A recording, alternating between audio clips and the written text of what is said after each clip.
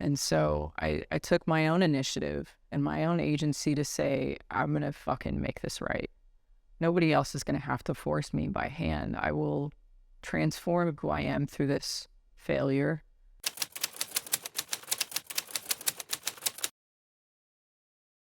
My name is Jessica Quezada. I served in the United States Marine Corps from 2013 to 2020. And what rank did you get out? I got out as an E4 corporal. What job did you sign up to do? I was a combat correspondent, which is essentially a photojournalist for the United States Marine Corps. My childhood was a bit of a disarray. I came from a family in Dallas, Texas. Most of my family is out there, and I grew up with an older brother and younger sister. My parents were a bit underwhelmingly caring, and for me and my siblings, I think a lot of us had to take agency in taking care of ourselves. A lot of times my mother was addicted to pills and drugs and alcohol, and my dad was pretty much the glue just trying to keep us all together. But growing up, I didn't really have many friends. I think I had one friend that I can remember having, and throughout that time, I really just went to school, and I wasn't close with my siblings either, and it was a pretty loud place. Really? Yeah. Where did you stand within your siblings? Like, were you the middle I was in middle child? Yeah, we always get the worst of it. Were you close with your siblings? No, my sister and I don't know why. I mean, even to this day, we just don't connect, and we're so different in many ways, but I think she really suffered a lot from the things that my parents put us through, particularly my mother, and she kind of turned inwards where I turned outwards and just kind of escaped, and she escaped internally. And so we never really talked much. We never really hung out. My brother was a pretty violent person, and throughout his time got into trouble with the law and didn't even graduate high school, but had a couple kids and ended up finding himself becoming a felon. And he actually had aspirations to join the Marine Corps, which is why I had considered it. Coming from an art school in high school, I love art. I love painting, sculpting, all these things. And my main focus was photography. And having heard him talk about the military was my first understanding of this as a potential career. And so when I actually began to look into it, I had found out that there were jobs as photographers in the military. And I was like, man, this is so cool. Like, this is aligns completely with what I want to do. And that kind of sparked a lot of interest for me. But with my siblings, they never really found their path in life. So even to this day. How's your relationship with your parents now? My mother passed away in 2017. Her body just kind of shut down after all the abuse that she put herself through.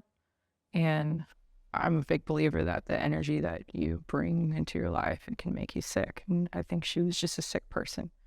My dad, him and I have a hard relationship because I know how much he's sacrificed to try and keep us all afloat.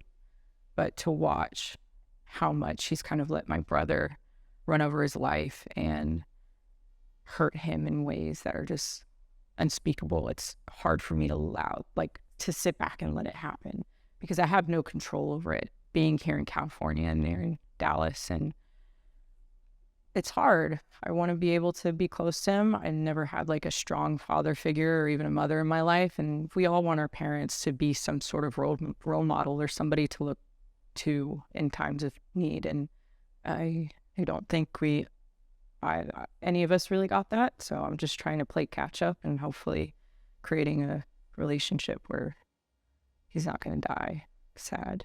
I originally went to the Army's office to talk to them, and I was kind of turned off by the way they acted. It was a bit unappealing and unprofessional. And so right next door was United States Marine Corps, which the door is always open for them. And so I told them about my experience with the Army, and they said, hey, all right, come in. I had high grades in high school.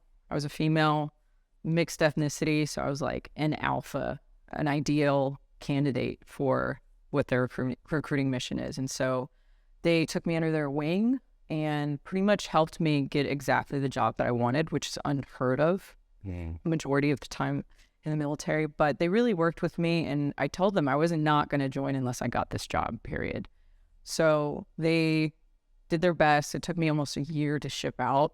I had some injuries and some issues with my knee that had held me back quite a bit. But the time frame for me to leave was really difficult because I felt like I was just utilizing the Marine Corps as this escape system, essentially, like a lot of people do, right? Coming from broken homes. And so there was a point where I almost didn't leave, but I knew that I had a better chance in whatever experience I was going to get from the Marine Corps than anything I could have at home. So what was it like? Talk to me about your experience on leaving and actually setting off to go to boot camp. I imagine you went to Parris Island, right? I did go to Parris Island. It was rough and beautiful at the same time, but I was really focused on being an honor grad. I was kind of the person, even at a young age, where I said if I was going to do something, I would set out to achieve it. And I did become honor grad. I loved kind of taking a step forward. It was the only environment where I felt like if I really pushed myself, I could actually like do better and be something besides, you know, the environment that I had at home. And so I really excelled in that. And unfortunately, during Marine combat training, which is given to all people without the infantry MOS or combat MOSs, I started having really bad hip pain. And it got to a point where I was limping everywhere. I went to the doctors during training and stuff and tried to get x-rays and evaluations during that time, but they had no clue what's going on. And there's nothing broken, you know, there was no serious event that had caused me this injury. It just was a chronic onset of pain. And so I went through my entire month of MCT in absolute agony. And it got to the point where we were doing our final hike and I just couldn't do it anymore. I fell and I broke down. I was in so much pain.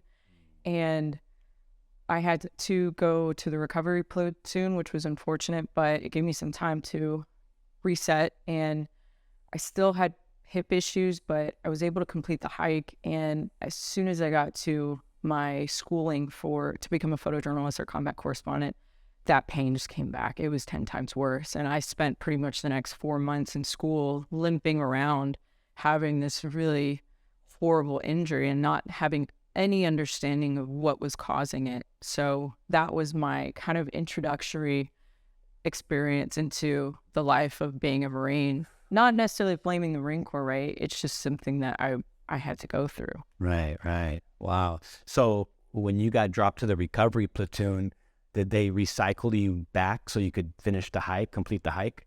No, so I had to be allocated to a different platoon. So the friendships and the people that I had met, the camaraderie that I had with that previous platoon was gone, unfortunately. But I just cared about getting into a new platoon and finishing that hike. That's all I Right. about. Okay. Yeah, that's what I meant by recycling. Like, yeah, they just dropped you to the next platoon that was going through pick it back up.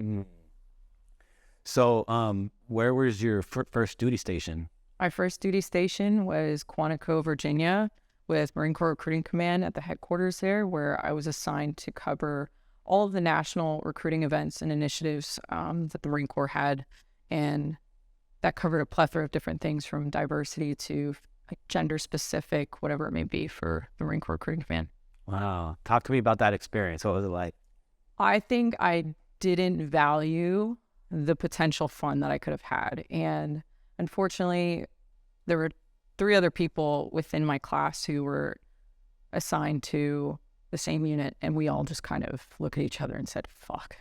Like, we had not heard anything good about this place. It was where your dreams go to die, especially as a brand new Marine. And we had heard such terrible things, and when I got there, I kind of understood why. The atmosphere was just toxic from the people that were in the barracks, from the leadership, and unfortunately, it had like a really negative effect on me. Really? Yeah, I like being the only female in my shop too was hard, and I didn't really feel like I could relate to people because of the gender aspect, but also there was so much negativity floating around, and it was just a petri dish of like hatred that people had for being in this place. And I get it. A lot of people were mistreated, but it wasn't conducive to living a healthy life, and I got really sucked into that. And so I didn't make many friends. I didn't do anything, unfortunately. But the only times that I did get to go out and kind of have fun was during these events. I got to fly to Nashville and New York and all these really big, fun cities, and was my own leader at that point, covering these events with no authority whatsoever. I just kind of took off and got to capture these moments in recruiting. And it was like the greatest reprieve being away from Quantico, because every single time I came back, I was like, oh my God, that wasn't the place that anybody would ever dream of going. Wow. Like, Really?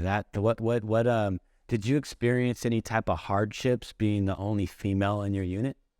yeah, I quickly realized that it was kind of a man's world at that location. And for instance, like one situation, I remember walking into the barracks room, checking into with the barracks sergeant for the assignment of my room. And the first thing that he said to me was like, damn, you smell really good. This was like a staff sergeant. I was like a Lance Corporal or something, and I'm not stupid to ignore the subliminal message in that. It was very uncomfortable. And so it really set the precedence for what my expectations were to be working with these people. And I don't even want to say Marines, because it's like sometimes they didn't act like Marines. You don't treat each other like that if you are. But I'm not saying everyone, it's just there were a lot who really took away your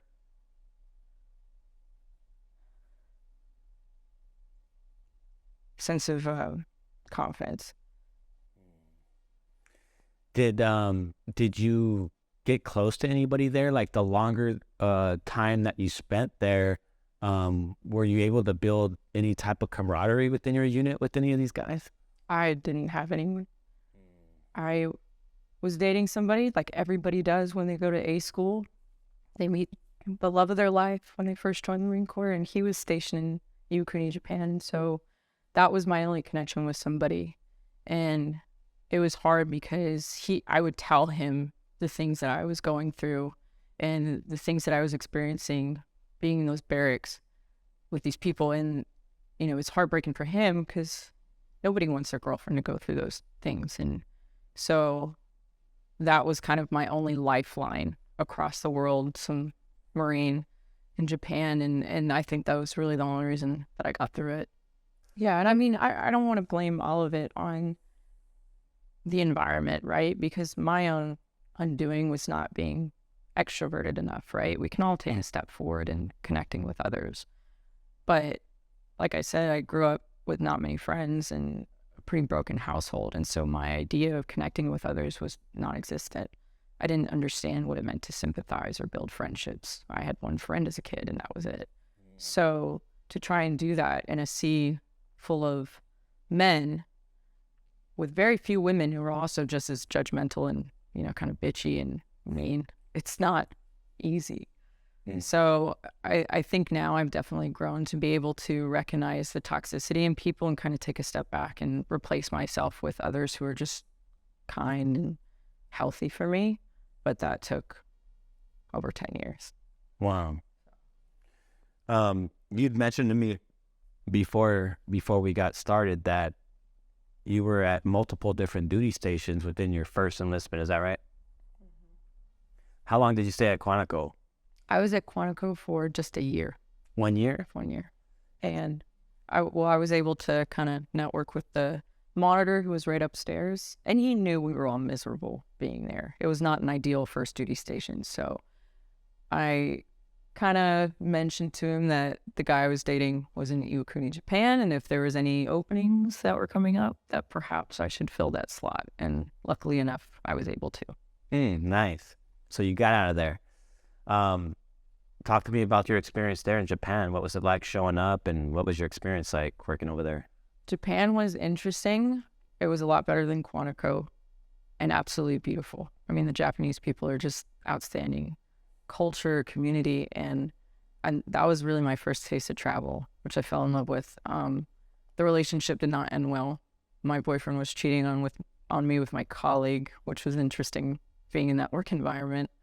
But I got to travel a bit more and spread my wings and really get a flavor for what my job was. It was so much fun getting to hang out on the back of a KC-130 and snap shots with an aerial magazine and hang out with pilots and, learn about the plethora of jobs and all these different, micro ecosystems that exist in the Marine Corps and get to share their story. I had such a great appreciation for air wingers for the first time because I knew how hard they work, and getting to see the grime and the grit that they accrue,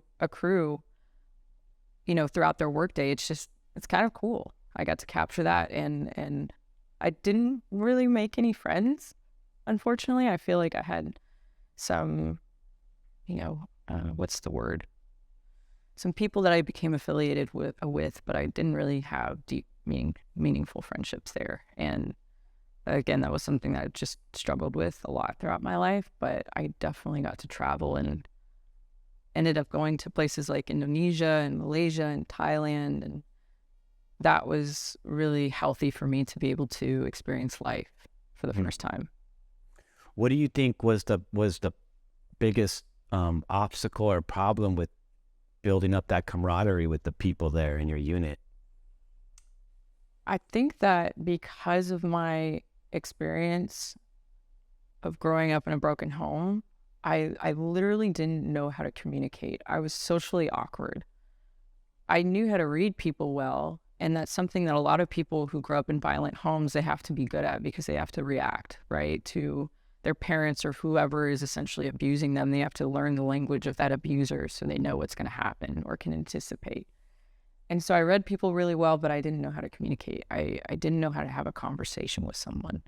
And that was, that's the fundamental foundation of how you build a relationship is you talk to people. You get to learn who they are. And I got obsessed with my job. I've always been obsessed with my job and just doing well. And I felt like if I could perform well, then, maybe people will like me. But that was the hardest thing to understand was like, why don't people want to hang out with me? Why don't people want to talk to me? Why am I not invited to the smoke pit or like to barracks parties and stuff, right? And I do take responsibility in the fact that I just didn't put myself out there enough to make friends. Talk to me about some of the culture that you experienced. Sounds like you did a lot of traveling. What type of things did you get to experience while you're in Japan and Thailand and all these other places that you got to visit?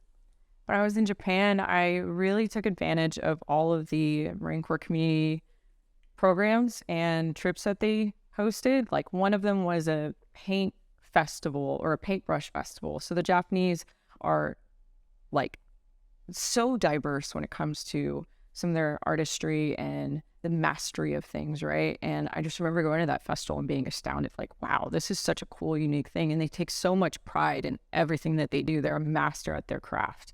And that was kind of my first experience with that. And then throughout my time in Japan, I got to go to an island called Miyajima.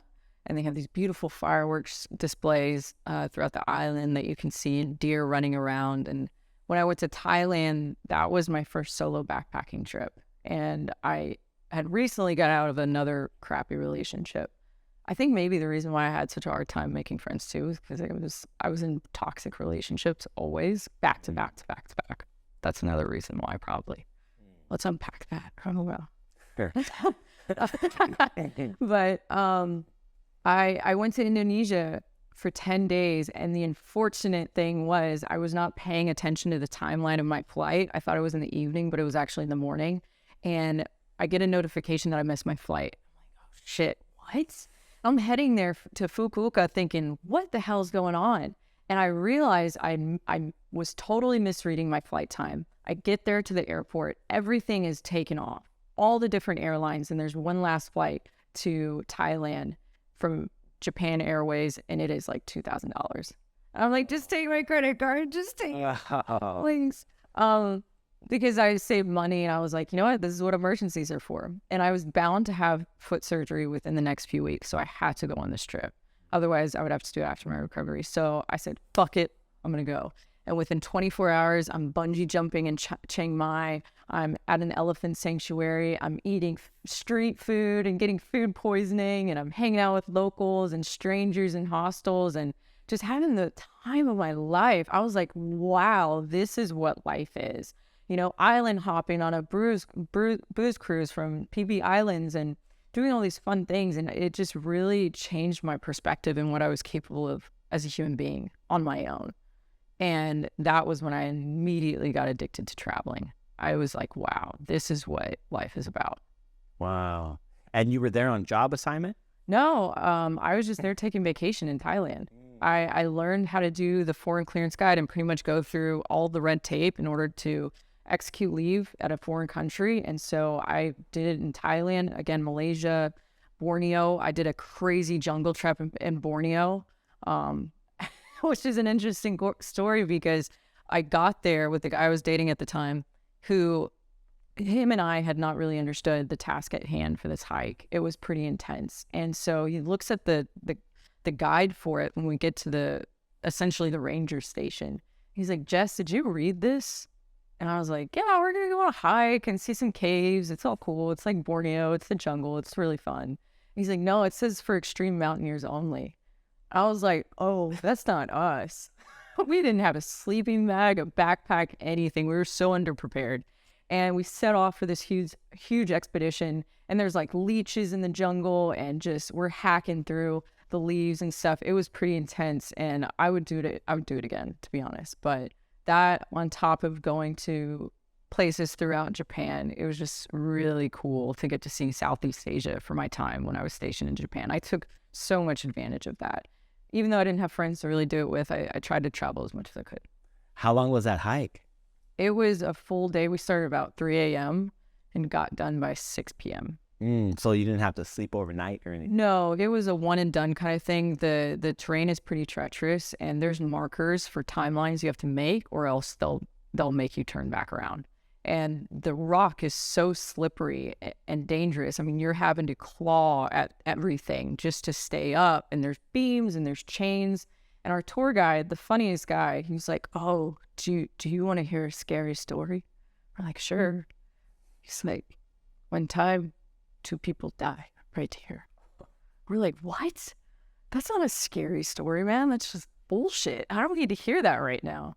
So it was it was a pretty long hike. A scary story. Yeah. Wow. Wow, that's amazing. How long did you spend in Japan? I was there for 2 years. 2 years? I would have been there for 3. I had applied to extend in tandem with my reenlistment, but ended up getting reallocated for RS Orange County in California at the recruiting station. Oh, recruiting duty?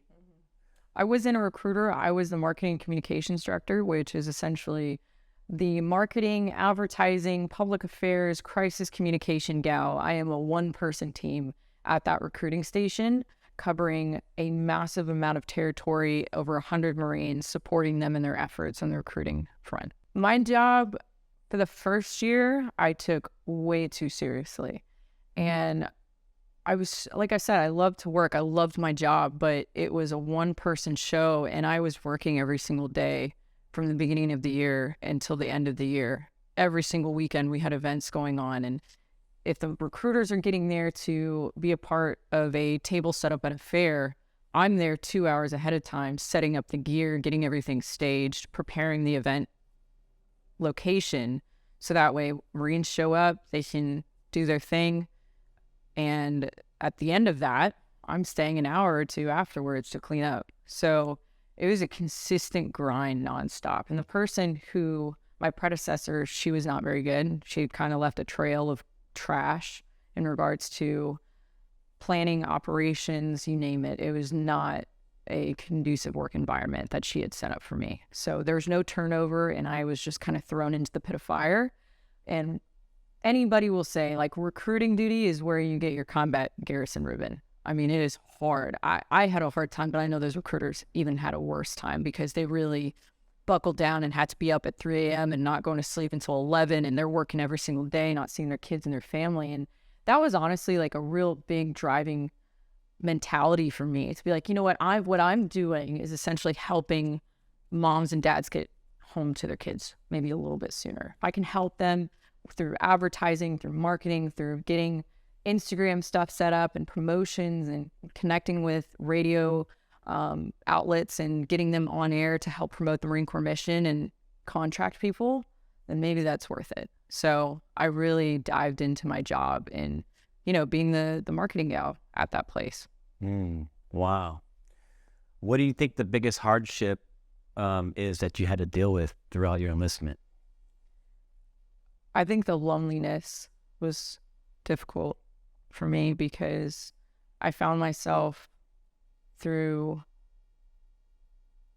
really hard moments without being able to turn to anyone at home or with my unit, even sisters, maybe in the Marine Corps that I wish I had had. It just didn't exist during my time. And so there were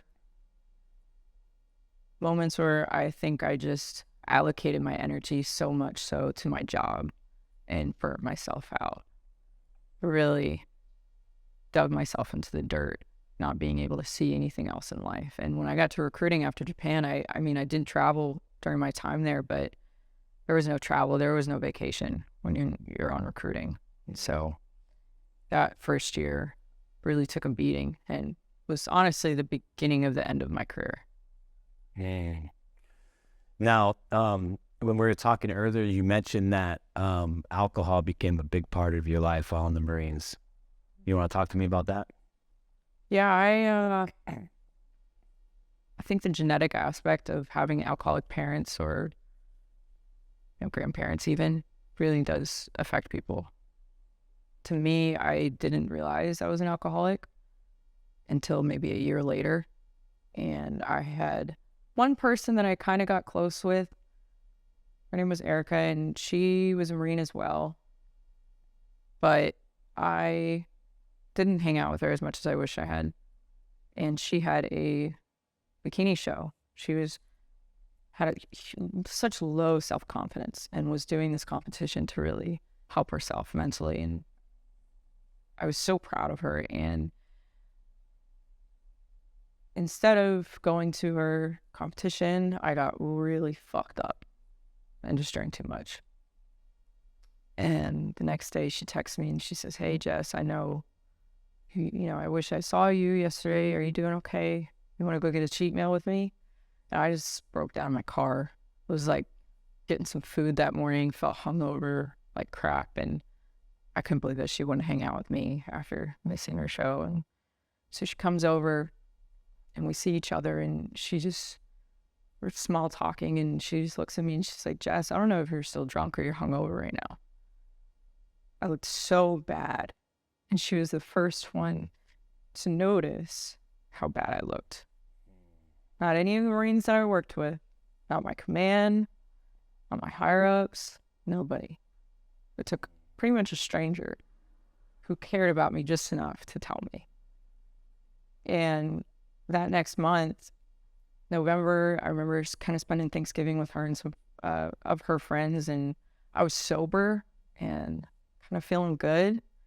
And about a week later, wanted to go watch a fight at a local bar around the corner of my apartment, and what I thought would be 2 drinks turned into like 15. Wow. I drank so much that night, and I had no clue. I remember getting in my car and driving home the beginning part, and then I just passed out behind the wheel, which is kind of a blessing in disguise because I think at that point, if I were awake, I would have not been here. And I wrecked my car into a tree going like 40 miles an hour.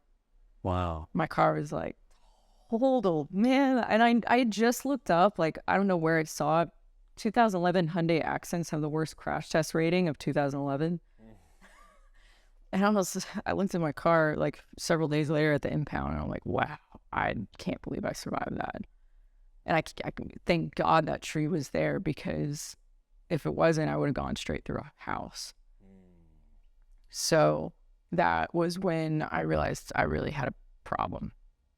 And through the short conversations that I had with people that I somewhat trusted, I was given the ill advice to keep it to myself and handle it like a fucking adult, which ultimately was, I think it was a good decision. And because I was able to turn my life around 180 degrees, really, from that moment on.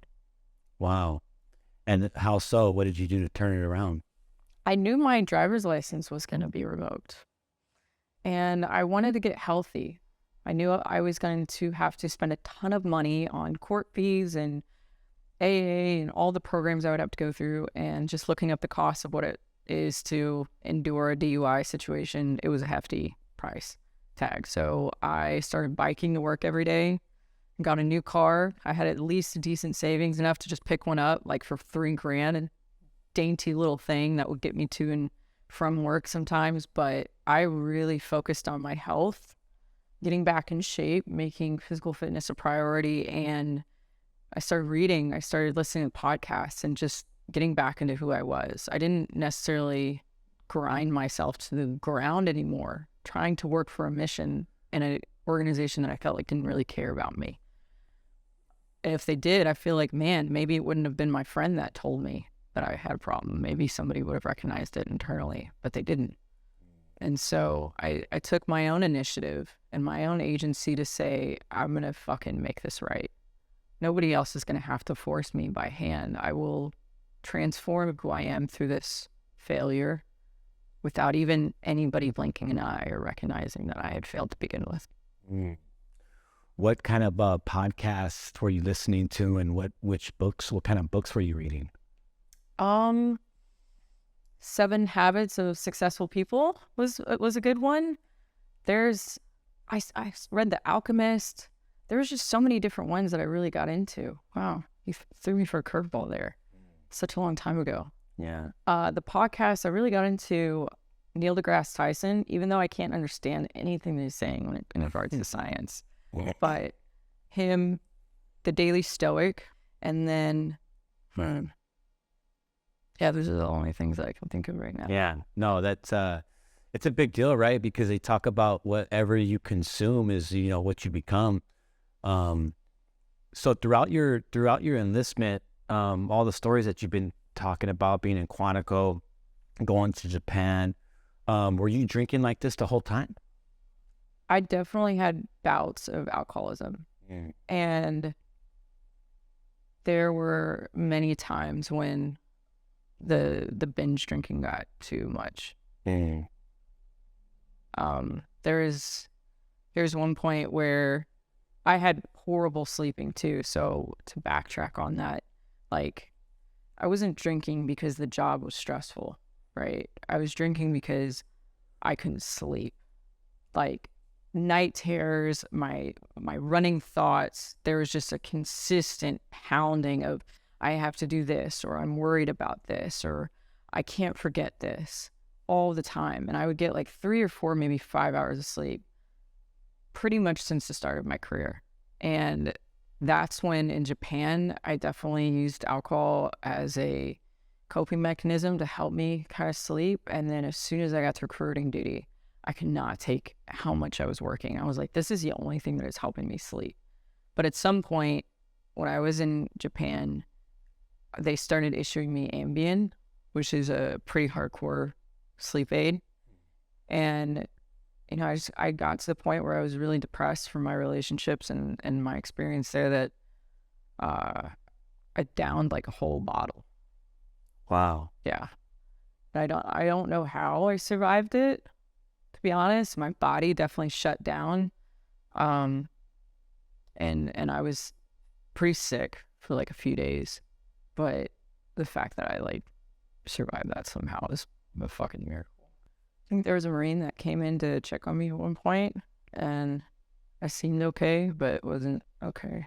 And gave me some water, but that was kind of the last thing I remember from that. Wow. Yeah. Wow. So you go through this whole process and you pull yourself out. Did anything start to shift in like a positive light, like towards your enlistment? At any point did you start making more friends, or was this towards the end of your enlistment, or how did your life start to change as you pulled yourself out of that rut? I think, like I said, I did a real 180 after my DUI, and unfortunately, even that situation didn't last forever. And the high that I was experienced from just turning my life around, I continued to still work, but refocused on my health, my mental and physical health. And then about 6 months later, I'm in zone for staff sergeant and completed sergeant's course. Within the Monday that I had graduated that course coming back, I had found out that somebody had ratted me out and had told about my DUI because I had hit it. So that was just like, fuck, man. You know, I went this whole 6 months turning myself around and changing my whole life only to be ratted out. And I don't regret it, because I think that the Marine Corps has a knack for really digging people into a grave after they've already suffered enough. So there's so many people that deal with alcoholism and have such a hard time understanding what that mental illness is. I mean, it truly is. It attacks your body and your brain and your psyche in so many ways, but it's for sale at any random store. And for me, I had definitely learned that there was an aspect of double jeopardy. I mean, my rake was taken, I was stripped from my pay, and they would have confined me to a barracks, which in the grand scheme of things, if I'm struggling, how is that going to help me be better? How am I going to mentally dig myself out of this addiction if I'm just being shoved into a barracks room and told to unfuck myself? There's no way to heal from that. And so I went into another serious depression afterwards. Like, I had done so much to recover on my own. Granted, it was under the radar, but is that any worse than what the command did to me? They weren't helpful. They weren't considerate. They didn't care what I did on the weekends. Nobody asked if I had friends or I had plans. I was just some working uniform for that entire time and the rest of that time. So I think when that happened, it was just another indicator of like, maybe the Marine Corps is not right for me. Maybe it's my time. And one of the biggest things that I wanted to do was attend the Marine Security Guard program, which is all about travel. I mean, it just seems like the most ideal job for me. And that was a huge blow to that opportunity, because you can't have any incidences within, I think, a year or two from your application time frame. And so I knew I was going to have to wait, or I even knew that it might not be a possibility that I go, because it's such a high profile program. They need high caliber, trustworthy individuals. And I had already neglected that being an alcoholic, and then neglected that by not confiding about my DUI and hiding that. So I didn't know if they could trust me on that program. I didn't know if I could trust myself, right, with this addiction and other things going on. So I ended up applying for it within a year later, and I kind of found myself back on track. I'm doing okay, especially with that as a goal. I had really good recommendation letters. I can say that about my command. They really were proud of how I kind of kept my head up and continued to work. But that was a short-lived celebration, because after I had applied and was approved to go on this program, it was revoked. And I don't really know why, but there were a few people who had told me that somebody made some phone calls. Oh, so you got approved initially and then revoked. Yeah, mysteriously. Wow. Revoked. So what happened? What did you do after that? They were going to send me back to Quantico. They're going to send me back to Quantico, and I just couldn't imagine ending my career there. It was like, that was where my career began, and you're telling me that you want me to go back there? in hopes of reapplying for MSG and attending the school there. No way. So the funny thing was that during that time frame, I had just gotten back from a trip from Portugal and Italy, and it was towards the end of 2019. And then it was, I think, the beginning of the new year, or right before the beginning of the new year, and we had a urinalysis come up that, like, I'm never on a urinalysis, but whatever. And I go to take this urinalysis like any other day, and within, I think, about a week, the sergeant major tells me, like, hey, you popped for cocaine. What? Yeah. And I was like, sergeant major, I meal prep every day. I'm the best in shape person there is here. I have no friends. Like, I literally have no friends. I don't do anything. And I just go travel. But the year prior to that, I actually spent a month in Colombia. And this was where, following my demotion and all the things that happened after my DUI came to light, I had wanted to go to Colombia. Somebody had told me about all the amazing jungle treks there are, the amazing culture and the experiences. And I was like, man, that sounds like a rebirth destination. That's like heavy. That's like a raw, gritty place. I want to fucking do that. So I set out to go to Colombia for a month. And I ended up visiting this place called La Ciudad Perdida in Sayuna. And it's like the lost city. And it's like more recently discovered than Machu Picchu. I mean, it's beautiful. And we did this jungle trek out there for 4 days. And I went from there to Medellin. I saw a soccer game and just all this amazing stuff. But at the time that when I was doing this jungle trek, what is sold there is coca tea. This is tea that's made out of the coca leaves that makes cocaine. Mm-hmm. And it's sold in South America, oftentimes for elevation sickness, for like, it's almost like a caffeinated drink. Like, you don't get high off of it. You just get a little bit of energy, and it's a big product when it comes to the elevation sickness, and they sell it often in like Machu Picchu and stuff. So I bought this, unbeknownst that this is like coca, not like cocoa, like chocolate, like coca.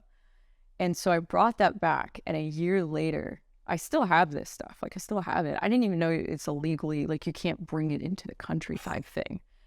Again, you go through all these foreign clearance guide stuff just to find out that what you can and can't do in a country. And this is something that they entirely missed on the brief. But that is something that I brought back. And unfortunately, I was drinking at the time, oftenly. And that's how I ended up popping for cocaine. Holy shit. Yeah. It took me like 2-3 days to find a lawyer that would help me, because they were just like, well, did you do it? I'm like, no, I didn't fucking do it, man. Like, I need help. Like, we didn't, can you, I mean, like, well, I don't know what to tell you. And it's like, well, I don't know what to tell you, right? So I'm kind of going back and forth with a lot of these lawyers trying to like essentially get assistance on this. And then one was helpful enough to be like, all right, let's talk about your lifestyle. Let's talk about what you're doing this weekend or the weekend before, or, you know, what do you consume? And I was like, well, I make 8 ounces of chicken and a cup of rice, and I do this with asparagus, and then I drink teas and coffees all day. He's like, all right, well, let's open up your cabinet and see what's there. And he was the only one to be like, all right, well, what's this? What's this? What's this? What's this? And I was like, that's my coca tea. He's like, looks at the box. He's like, where did you get this? And I was like, Colombia. He's like, you need to go to a drugstore right now. And so I went to a drugstore, and sure as shit, it popped positive. I was just like, fucking hell, man. And it was just such a wild thing, because I'm like, wow, the universe is telling me it is my time to get out of the Marine Corps. It's not telling me, it's yelling at me to get out of the Marine Corps, because it was just such a, I couldn't believe it. There's no way. Wow. Yeah. That's fucking wild. So what happened? Did you obviously you showed the command staff the tea, and what happened from there? I did. And this is the unfortunate reality for a lot of people who get in trouble. I had no clue what to do, what my rights were. And even with my DUI situation, come to find out, that DUI came to light because the sergeant major illegally had my record pulled. I found that out from other staff sergeants. And like, you have to give consent for your civilian record to be pulled. Nobody can just pull that. I never gave consent. I never signed anything. So how'd they get it? Right? So finding that out months later, I could have, if I had not waived my right and just took an NJP, that whole thing would have been investigated and dropped. But it wasn't, because I just didn't know. I was like, yeah, I did it. Take me, book me. And so I kind of went through the same experience with the coca-tea. I had no idea what I was going to fucking do with that. Not to mention it's in the same enlistment. So it's like, not only did I get a DUI, but now I have this on my record. And so the lawyer was pretty much like, look, it does not look good. It does not look good. Right now you have one good enlistment and you're going to have to fight for your right to keep your benefits or anything else after that, because it doesn't look good. And so we went through the admin step process. I had a lot of really good recommendations. I mean, I was the first person to wake up and go to the gym and do everything right. You looked at the rest of my command, I hate to say it, fucking admin, legal, all these people were pathetic Marines. They really were. And like, I don't say that half-heartedly. I genuinely say it because I cared so much about what I did, how I looked in my uniform, how I was perceived, how I presented myself, how I attacked my day.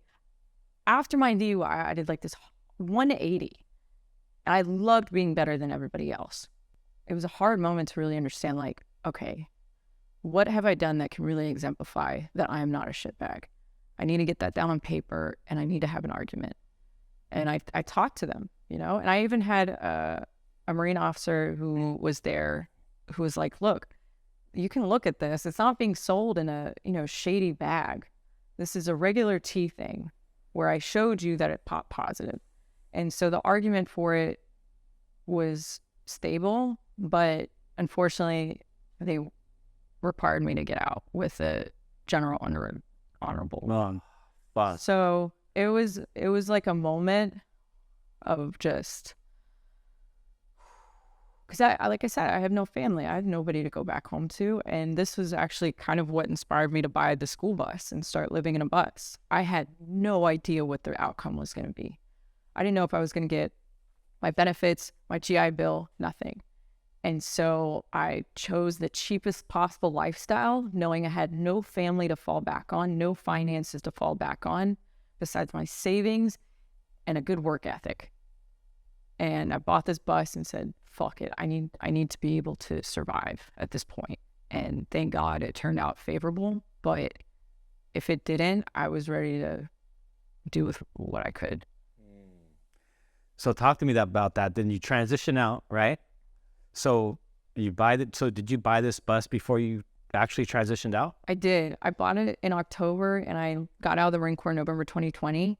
And I had gotten connected with a cool guy who's a MARSOC instructor at one point. And he started a business as a lumber company and was like, hey, I need a marketing gal. Come in. Like, I want you to work for me type of thing. So we joined forces, and he was pretty much my right-hand man in this business, which he was leading and had everything I needed to build out this bus. It kind of just fell together. It was so crazy to watch the universe say, hey, I know this is a shitty situation, but there's everything that you need to just move on.